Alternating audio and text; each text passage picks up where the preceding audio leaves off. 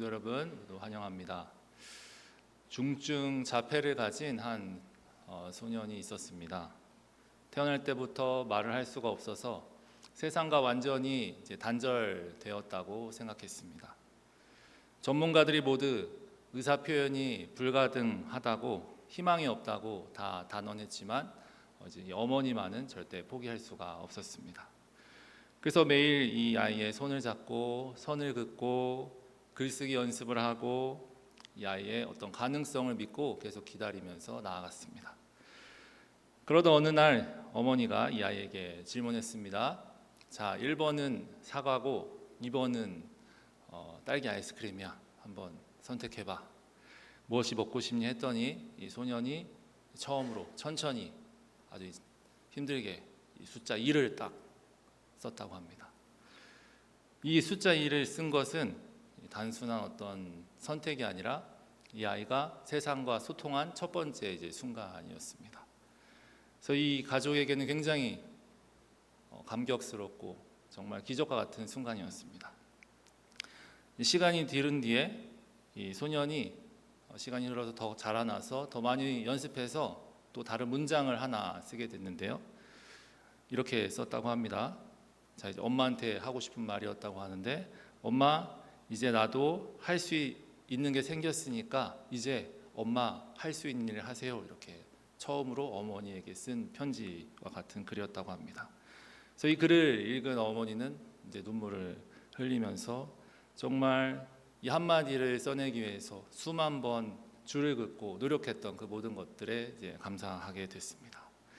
이 소년이 자라나서요, 이제 스토리텔링 대회에서 이제 대상을 수상하면서 그것이 뉴스에 났고 이제 이렇게 고백했다고 합니다. 남들이 나를 다 이상하게 볼 수 있습니다. 하지만 그 시선에 갇혀서 슬퍼하기에는 나의 삶은 너무나 소중합니다. 그리고 귀합니다. 이렇게 얘기했다고 합니다. 오늘 히브리서 13장에서는요, 형제 사랑하기를 계속하라 이렇게 얘기하고 있습니다. 이렇게 말씀을 시작하는데요, 이 계속하라라는 말은 동의어가 인내하라라는 말과 같은 단어로 쓰여 있습니다. 그 인내, 형제 사랑을 계속하는 것은 인내하면서 그것을 사랑을 계속해서 진행해 나아가는 것을 이제 의미하는 것이죠. 이 소년의 어머니는 이 아들을 정말 사랑함으로 포기하지 않고 어떤 이 세상의 기준으로 이 아이를 바라보고 재단하지 않았습니다. 자녀를 정말 사랑하는 마음으로 끝까지 이 아이 자체를 소중한 존재로서 바라보면서 사랑했기 때문에 이러한 기적이 일어났던 것이죠. 성도 여러분, 이 하물며 우리 하나님의 자녀된 우리들은 하나님께서 어떻게 우리들을 바라보고 계실까요?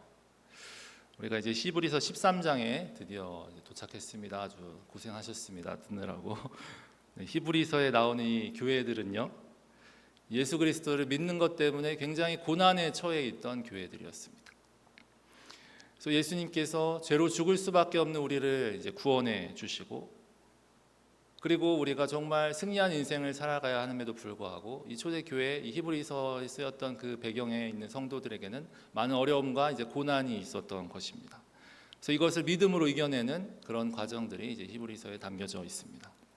그래서 지난 시간에 12장에 이렇게 쓰여져 있었는데, 우리 12장 28절을 다시 한번 읽어봤으면 좋겠습니다. 시작. 그러므로 우리가 흔들리지 않는 나라를 받았은즉 은혜를 받자. 이로 말미암아 경건함과 두려움으로 하나님을 기쁘시게 섬길지니.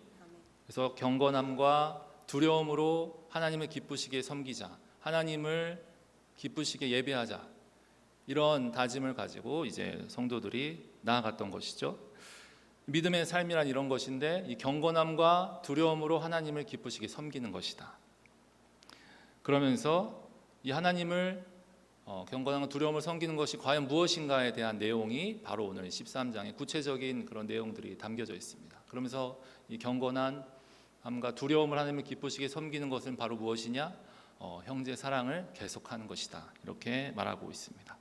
그러면서 오늘 본문에는요, 4가지의 주제가 담겨져 있는데요, 2가지는 형제 사랑을 해야 하는 2가지는 형제 사랑이 아닌 2가지의 것을 담고 있습니다. 첫 번째로 우리가 1절을 다시 한번 보겠습니다. 함께 읽겠습니다. 시작. 형제 사랑하기를 계속하고. 이 계속하라는 말은 아까도 말씀드렸다시피 인내하라라는 동의어입니다. 그래서 고린도전서 13장 4절에서도 사랑은 오래 참고 이렇게 얘기하고 있습니다. 이 사랑의 어떤 특성이라고 한다면 계속하는 것, 오래 참는 것을 가지고 있습니다. 이 구약 시대에서 하나님께서 백성들에게 십계명을 주시면서 율법의 강령을 이제 저희가 본다면요, 하나님을 사랑하고 이웃을 사랑하는 것이었습니다.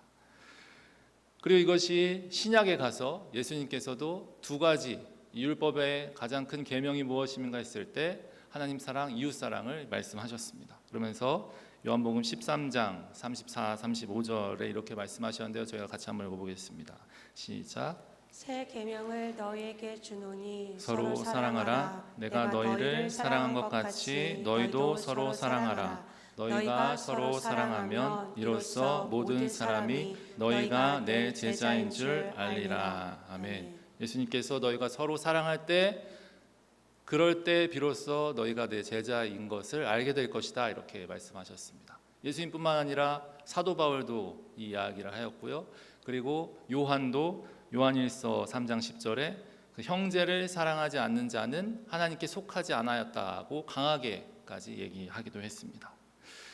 이 히브리서의 배경이 되는 배경 상황이었던 그 고난과 박해의 상황 속에서, 많은 이들이 고난당하고 박해당하는 상황 속에서 정말 필요했던 어떤 실천적인, 정말 하나님의 제자, 예수 그리스도의 제자다운 삶, 좀 하나님께 속한 삶의 모습은 이 형제를 사랑하는 그런 실천적인 모습이 나타나야 하는 상황이었다는 것이죠.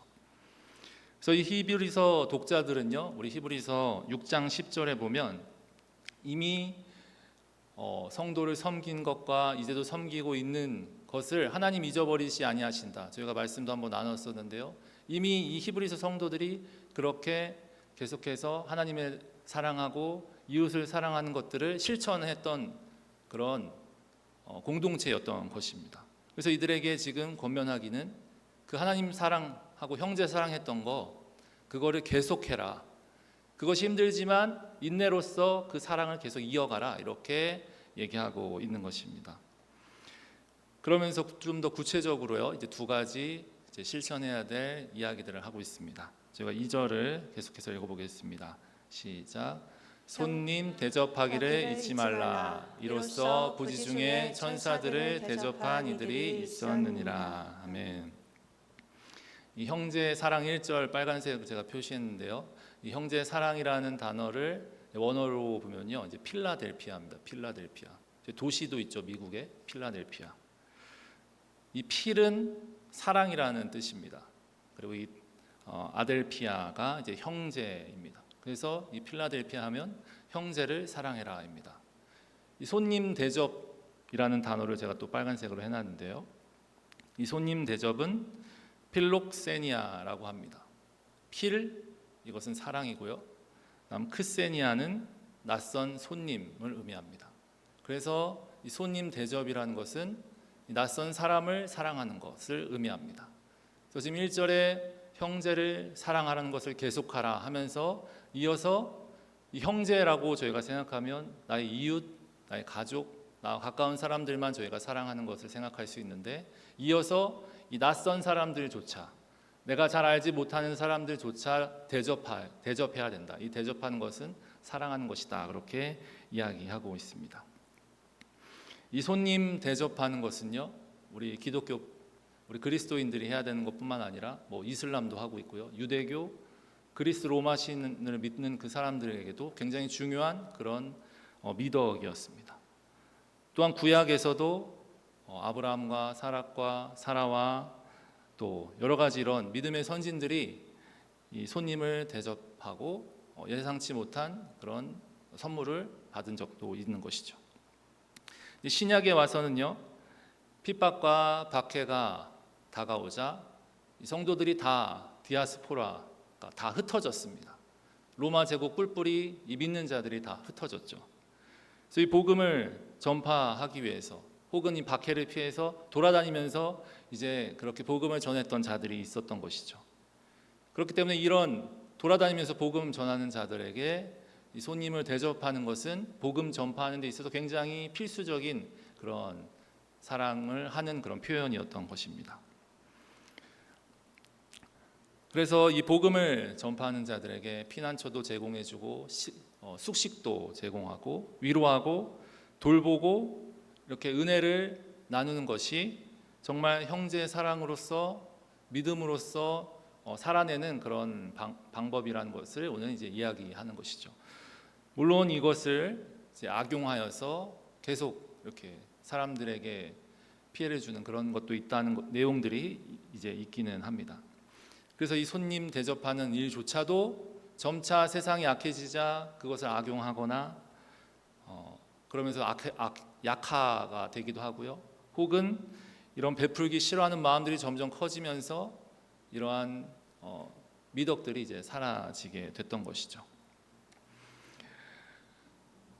3절에 계속해서 이 형제 사랑에 대한 이야기가 등장하는데요. 저희가 계속해서 한번 읽어보겠습니다. 시작. 너희도 함께 갇힌 것 같이 갇힌 자를 생각하고 너희도 몸을 가졌은즉 학대받는 자를 생각하라. 아멘. 이 형제 사랑은요, 손님들, 내가 잘 모르는 사람들에게서 더 나아가서 이제 학대받는 자들조차 생각해야 된다. 이렇게 확대해서 이야기하고 있습니다. 이 갇힌 자라는 것은요, 그냥 옥에 갇힌 사람을 이야기할 수도 있지만 어떤 박해와 고난과 여러 가지 어려움에 속한 모든 것을 이제 포함하는 것이 갇힌 자입니다. 육체의 어려움, 육체의 질병에 갇힌 자, 가정의 어려움, 경제적인 어려움 다 포함할 수가 있는 것이죠. 복음을 위해서 예수 그리스도를 믿음으로 살아가면서 겪는 모든 어려움들에 겪는 사람들을 너희도 몸을 가졌은즉 그들을 이제 생각하라 이렇게 얘기하고 있습니다. 그래서 너희도 몸을 가졌은즉이라는 이 문장은요, 좀 더 원어적으로 저희가 봤을 때 너희도 몸 안에 있은즉 이렇게 해석을 할 수 있습니다. 너희가 몸 안에 있다. 우리가 아까 찬양 가운데서도 고백했지만요, 저희가 몸 안에 있다는 것을 생각했다는 것은 예수 그리스도를 머리로 삼아서 우리 교회가 한 몸을 이루고 있다는 것입니다. 그래서 우리가 몸을 가졌다는 것은 예수 그리스도의 몸 안에 우리가 속하였으니, 우리가 이 교회에 속하였으니, 우리가 이 교회 공동체 안에 있기 때문에 이들의 학대, 이들의 갇힌 것, 어려운 고통을 함께 그것을 나눠야 한다고 얘기하고 있습니다. 히브리서에 나오는 이 성도들은요, 또 이러한 어려움도 이미 실천하는 그런 성숙한 성도들이었습니다. 히브리서 10장 33, 34절에 보면요, 빨간 글씨로 쓰여 있는데요, 이런 형편에 있는 자들과 사귀는 자가 되었으니 너희가 갇힌 자를 동정하고 소유를 빼앗긴 것도 기쁘게 당한 것은, 이렇게 얘기하면서요, 이미 이들이 감옥에 갇힌 자들도 지원하고 학대받는 자들도 동정했다. 너희가 지금 너무나 형제 사랑하고 있으니 그것을 계속해라. 이렇게 얘기하고 있는 것입니다. 우리 사랑하는 임마누엘교회 성도 여러분, 우리가 어려움과 고난과 박해와 그런 핍박 가운데 믿음을 지키고자 할 때요, 하나님께서는 우리에게 그 믿음을 이겨낼 힘과 능력과 용기와 은혜를 다 주십니다.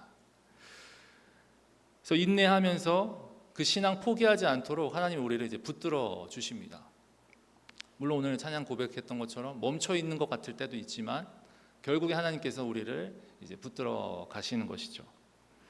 그런데 그만큼 중요한 것을 오늘 히브리서 13장에서 얘기하고 있는데요, 내가 혹은 갇히지 않았을지라도, 내가 지금 당장 박해받지 않을지라도 나는 이 그리스도의 몸 안에 있는 자로서 이 형제 사랑하는 것, 손님 대접하는 것, 박해받는 자를 이들을 생각하고 이들을 섬기는 것을 이제 계속하라고 그렇게 얘기하는 것입니다.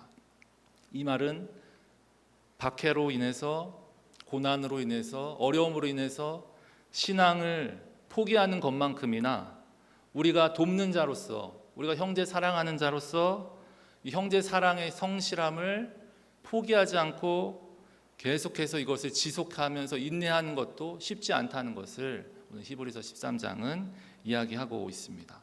이것이 어렵기 때문에, 이걸 계속하는 것이 굉장히 어려운 것이기 때문에, 그것이 오히려 내가 믿음이 어려움에 겪었을 때 포기하는 것보다 이것이 더 쉽게 포기될 수 있는 것이기 때문에 그렇게 포기하지 말라, 이렇게 계속해라, 인내하라 얘기하고 있는 것입니다. 우리 모든 우리 임마누엘 교회 성도님들은 이 형제 사랑 계속하기를 포기하지 않는 그런 믿음의 소유자가 다 되시기를 소망합니다. 이 4절부터는요, 이제 좀 분위기가 바뀌어서요, 이 형제 사랑의 모습이 아닌 것들을 이제 이야기하고 있습니다. 저희가 4절을 같이 한번 읽어보겠습니다. 시작. 모든 사람은 결혼을 귀히 여기고 침소를 더럽히지 않게 하라. 음행하는 자들과 간음하는 자들을 하나님이 심판하시리라. 아멘. 이 형제 사랑에는요, 당연히 이 결혼, 가정이 들어갑니다. 그래서 이 침소를 더럽히는 것, 음행하는 자들, 간음하는 자들 반드시 하나님이 심판하신다, 이렇게 얘기하고 있습니다. 여기서 이제 귀히 여기고라는 단어가 있는데요, 이 단어는 명예를 지키는 것, 귀중한 것, 그리고 아주 소중한 것, 이런 의미를 이제 가지고 있습니다. 이 각주에도요, 이렇게 성경책 보면 각주에도 사람에게 혼인은 귀하니 침소가 더러운 것이 아니니라, 이렇게 이야기가 되어 있습니다. 이 결혼이 명예롭고, 이 결혼을 명예롭게 지켜야 하고, 이 결혼이 소중하다는 것을 이야기하는데요, 이것이 왜 명예롭고 소중하냐? 하나님께서 이것을 만드셨기 때문입니다. 하나님께서 이 창조하신 대로, 이 결혼을 창조하시고 결혼을 만드신 대로 이것을 귀히 여기면서 유지해 나가는 것이, 그것이 우리 그리스도인들에게 있어서 명예라는 것입니다. 하나님이 창조하실 때 모든 것이 다 아름다웠는데 죄가 들어옴으로 그것이 이제 파괴되기 시작했습니다. 이 혼인, 이 결혼도 마찬가지라는 것이죠. 그래서 하나님이 이 결혼을 만드시고 예수님께서 이것 축복하시고, 또 다시 오실 이 예수 그리스도를 얘기할 때, 어린 양의 혼인 잔치를 얘기할 때도 우리를 하나님 예수 그리스도의 신랑이라, 우리를 신부라 이렇게 얘기하는 것처럼 이 결혼은 굉장히 소중하고 귀한 것임을, 거룩한 것임을 이제 얘기하면서 이 결혼을 귀히 여기지 않고 침소를 더럽히는 것은 형제 사랑하지 않는 것이다, 이렇게 얘기하고 있습니다. 이어서 5절을 계속해서 읽어보겠습니다. 시작. 돈을 사랑하지 말고 있는 바를 족한 줄로 알라. 그가 친히 말씀하시기를 내가 결코 너희를 버리지 아니하고 너희를 떠나지 아니하리라 하셨느니라. 그 다음 얘기하는 것은 돈을 사랑하지 말라 이야기하고 있습니다. 이 성경은 이 돈, 이 부 자체를 부정하지 않습니다. 정당하게 땀 흘려서 노력해서 벌고 저축하고 그렇게 사는 것을 악하다고 성경은 말하지 않습니다. 이제 문제는 이 돈을 사랑함으로 인해서 형제를 사랑하지 못하게 될 때 있는 것입니다. 이 돈을 사랑해서 이기적인 모습이 나타났을 때, 하나님보다 재물을 더 사랑하게 됐을 때, 삶의 목적이 물질이 됐을 때, 이것을 이야기하고 있습니다. 그래서 이 재물이 목적이 됐을 때 형제 사랑을 계속하지 못하게 되고, 손님 대접도 못하게 되고, 박해받는 자도 더 이상 생각하지 못하게 되고, 결혼도 가정도 귀하게 여기지 못하는 것입니다. 이 물질에 다 막혀서 돈을 사랑하기 때문에 이것을 다 이제 우선순위 못하는 것, 그것을 문제라 얘기하고 있습니다. 그래서 디모데전서 6장 10절을 저희가 읽어보겠습니다. 시작. 돈을 사랑함이 일만하게 뿌리가 되나니 이것을 탐내는 자들은 미혹을 받아 믿음에서 떠나 많은 근심으로써 자기를 찔렀도다.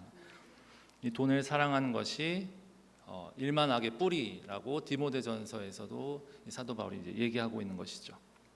이 세상에서 계속해서 반복되는 것이 이 돈을 사랑하는 것입니다. 그래서 이 돈 자체를 우리가 피하고 이것을 잘 도구로서 사용해야 하지만 피해야 되는 것은 바로 이 돈을 사랑하는 것을 이야기하는 것이죠. 그래서 이어서 오늘 본문에서 5절에서 이야기하고 있는데요. 그것은 있는 바를 족한 줄로 알라 이렇게 얘기하고 있습니다. 이 족한지 모른 데서 저 빨간색 글자로 써져 있죠. 있는 바를 족한 줄로 모르는 곳에서 이제 이 돈을 사랑하는 일만하게 이 뿌리가 자라기 시작하는 것입니다. 내가 있는 바를 족한 줄 모르고 있다는 것은요, 지금 돈을 사랑하고 있다는 것입니다. 있는 바를 족한 줄로 모른다는 이런 우리의 마음의 상태는요, 지금 내 마음이 탐욕의 유혹의 가운데 있다는 것입니다. 이 족한 줄로 안다는 것은 우리의 어떤 만족을 이야기하는 것은 아닙니다. 이 만족이라는 것은 내가 기대했던 것, 내가 바랬던 것이 채워지면 이것이 만족이라고 하는데요. 이 있는 바를 족한 줄로 알라는 것은 자족하는 마음입니다. 만족이 아니라 이제 자족입니다. 이 자족한다는 것은 내가 나와 공동체 어떤 가족들을 위해서 해야 할 일을 하지 않고 자족해서 이것을 게을리한다 이런 의미는 아닙니다. 그래서 빌립보서 4장 11절, 12절을 저희가 한번 같이 읽어보겠습니다. 시작. 내가 궁핍함으로 말하는 것이 아니니라. 어떠한 형편에든지 나는 자족하기를 배웠노니 나는 비천에 처할 줄도 알고 풍부에 처할 줄도 알아. 모든 일 곧 배부름과 배고픔과 풍부와 궁핍에도 처할 줄 아는 일체의 비결을 배웠노라. 아멘.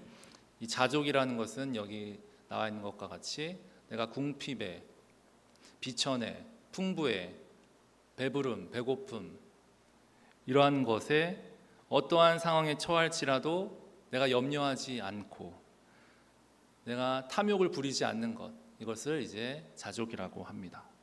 그렇기 때문에 자족은 교만하지 않고요, 낙담하지도 않고 괴로워하지도 않고 불신하지도 않습니다. 내가 많이 가져서 괜찮고 그렇게 자족한다는 것이 아니라 내가 많이 가졌든 적게 가졌든 배고프든 배부르든 풍부하든 궁핍하든 늘 가지고 있을 수 있는 자세가 이 자족의 마음이라는 것입니다. 이 자족해야 하는 것과 형제 사랑은 굉장히 밀접한 관계가 있다고 오늘 히브리서는 이야기하는 것이죠. 이 형제의 사랑을 아까 필라델피아라고 했습니다. 형제를 사랑한다. 이 대접하는 것을 필록세니아, 나그네를, 이 손님을 사랑하는 것이다. 이 돈을 사랑한다는 것을 필 아르기로스라고 합니다. 필 사랑하다, 아르기로스 돈. 근데 이 돈을 사랑하지 않기 때문에 그 앞에 아라는 단어가 하나 붙습니다. 그래서 아필 아르기로스 이렇게 하는데요. 즉 이 말은 부정어가 붙었기 때문에 형제를, 돈을 사랑하는 것은 형제 사랑의 반대말이라고 이제 저희가 볼 수가 있는 것입니다. 지금 히브리서 13장에서요, 형제 사랑하기 계속하고 손님 대접하고 박해받는 자 기억하라, 결혼을 귀하게 여기라, 그런데 돈은 사랑하지 말라 이렇게 이야기하고 있는 것입니다. 이 말을 거꾸로 하면요, 돈을 사랑하면 형제도 사랑할 수 없고 손님이든 결혼이든 가정이든 다 잘할 수 없다, 이 얘기를 지금 하는 것입니다. 이 돈을 사랑하는 것이 일만하게 뿌리가 되기 때문에 이 탐심 때문에 다른 사람의 필요를 채워주지 못하고 하나님께서 우리에게 주신 그 형제 사랑을 계속하는 그 하나님의 역사를 우리가 계속해서 가로막게 될 수밖에 없는 그런 모습을 보여주고 있습니다. 이 공동체 안에서도요, 이 자족하는 게 사라지면 형제 사랑도 이제 사라집니다. 이 자족이 사라졌다는 것은 욕심으로, 탐욕으로 계속 취하려고 하는 것입니다. 그래서 더 가지려고 하고요, 더 움켜쥐려고 하고요, 더 누리려고 하는 것이 이 자족이 사라졌을 때입니다. 성도 여러분, 이 말씀은 그 어느 때보다, 물론 이 히브리서가 쓰여졌던 당시에도 주신 말씀이지만 어느 때보다 오늘날 우리에게 굉장히 유효한 그런 권면이라고 생각합니다. 이 세상은 갈수록 돈, 권력, 성적인 그런 문란한 것들, 그 탐욕을 채우는 것이 당연하다고, 그래도 되는 것으로 정당화하면서 그렇게 세상이 흘러가고 있습니다. 오히려 그것을 추구하지 않고 오히려 그것을 내가 쟁취하지 못하고 이뤄내지 못하고 살아가면 바보 같은 사람이라고 손가락질 받고요. 능력 없는 삶으로 여겨지는 세상을 저희는 살아가고 있습니다. 아니 악착같이 살아도 살까 말까 한데 교묘하게 거짓말도 좀 하고 욕심도 부려야지 세상을 살아가죠. 맞습니다. 이렇게 세상에서는 이거 말고는 사실 방법이 없습니다. 이 방법 말고는 안 보이는 거죠. 다른 길이 세상에서는 보이지가 않습니다. 그래서 자족을 잃고요. 가진 것에도 만족을 하지 못하게 됩니다. 그래서 자꾸 탐욕이 생겨서 남의 것조차 탐해서 저 결혼도 귀하게 여기지 못하게 되는 그런 모습들, 공동체가 무너지는 모습들이 이뤄지는 것이죠. 이처럼 세상은요, 물리적인 힘으로 그런 세상의 가치로 우리를 자꾸만 억압하게 하는 것이죠. 그런데 오늘 분명히 하나님께서 저희가 지난 시간에 읽지 않았지만 히브리서 12장 29절에 소멸하는 불이라 하셨습니다. 그리고 오늘 반드시 심판하실 거라 하셨습니다. 이 마지막 때 심판이 있을 것이니 너희는 분별하라 이렇게 분명히 말씀하셨던 것이죠. 이 마지막 때 우리에게 정말 가치 있는 것이 무엇인가? 그런데 그런 세상에 우리 예수님께서 오셔서 정말 무엇이 귀하신 것인지 보여주셨습니다.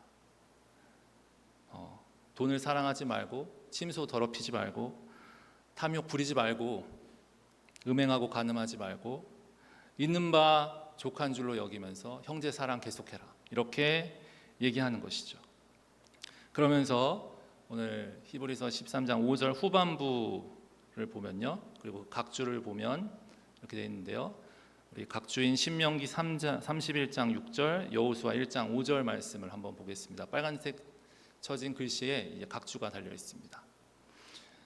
이 신명기 31장 6절과 여호수아 1장 5절이 13장 5절의 각주에 달려 있습니다. 이 구약 성경에서 이 말씀을 이제 따온 건데요. 히브리서에는 많은 구절들이 구약에서 인용을 했습니다.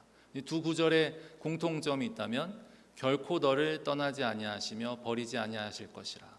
내가 너를 떠나지 아니하며 버리지 아니하리니 반복해서 이야기하고 있습니다.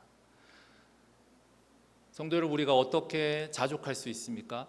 우리가 어떻게 탐욕을 부리지 않고 형제 사랑을 계속할 수 있습니까? 우리는 그것을 우리에게서 절대로 찾을 수가 없습니다. 우리는 그것을 하나님의 성품에서밖에 찾을 수가 없습니다. 하나님께서는 우리에게 내가 결코 너를 떠나지 않고 버리지 아니할 거라 이렇게 얘기하셨습니다. 그것을 다 믿으시기를 소망합니다. 이 말씀은 구약의 이스라엘 신명기 이스라엘 백성들 가나안 땅을 앞에 둔 그 백성들에게 또 얘기하셨던 것이고 여호수아에게도 말씀하셨던 그런 약속입니다. 하나님을 의지하고 이 하늘 소망을 가지고 너희가 살아가라, 인내하라, 내가 너를 떠나지도 않고 버리지도 않겠다 이렇게 우리에게 약속하시는 것이죠. 그러면서 저희가 6절을 읽겠습니다. 시작. 그러므로 우리가 담대히 말하되 주는 나를 돕는 이시니 내가 무서워하지 아니하겠노라. 사람이 내게 어찌하리요 하노라. 아멘. 하나님께서 어떤 상황에서도 내가 너를 도와주겠다, 구체적으로 내가 너희를 붙들겠다 이렇게 했을 때 우리가 형제를 사랑하며 자족하며 살아갑니다.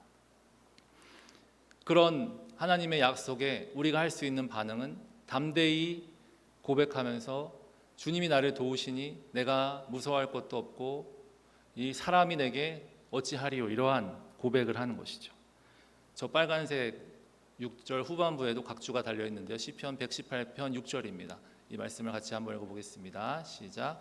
여호와는 내 편이시라. 내가 두려워하지 아니하리니 사람이 내게 어찌할까. 아멘. 하나님이 내 편이시니 내가 두려워하지 않겠습니다.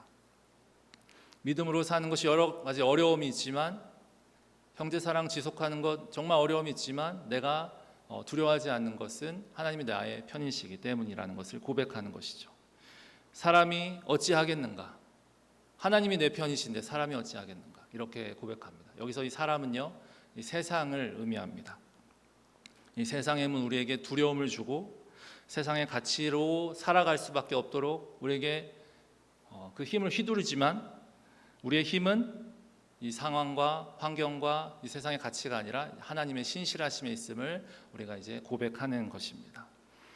우리가 지난 시간에 우리는 흔들리지 않는 나라에 다 속하였다고 말하였습니다. 이 세상이 다 흔들리지만 하나님의 흔들리지 않는 나라에 속하였다. 그리고 오늘 여러 가지 문제가 있을지라도 어려운 환경이 처해 있을지라도 있는 바를 족한 줄로 알고 하나님을 경외함으로 하나님을 두려워하고 세상을 두려워하지 말라, 그렇게 말씀하고 있습니다. 하나님은 어제도 오늘도 내일도 동일하시며 우리에게 이런 은혜를 베풀어 주시기를 소망합니다. 오늘 우리도 그 은혜 안에서 살아가는 그런 믿음 가운데 거하시는 저와 여러분 되시기를 축복합니다. 우리 히브리서 13장 5절의 말씀으로 쓰여진 찬양이 하나 있는데요. 함께 나누고 우리 기도했으면 좋겠는데요. 최용덕 작사 작곡의 오 신실하신 주입니다. 내가 결코 너희를 버리지 아니하고 너희를 떠나지 아니하겠다, 이런 가사를 가지고 있는데요. 이 하나님의 신실하심을 우리가 함께 바라보면서 우리의 믿음의 고백을 이 시간 올려드리고 같이 기도하겠습니다.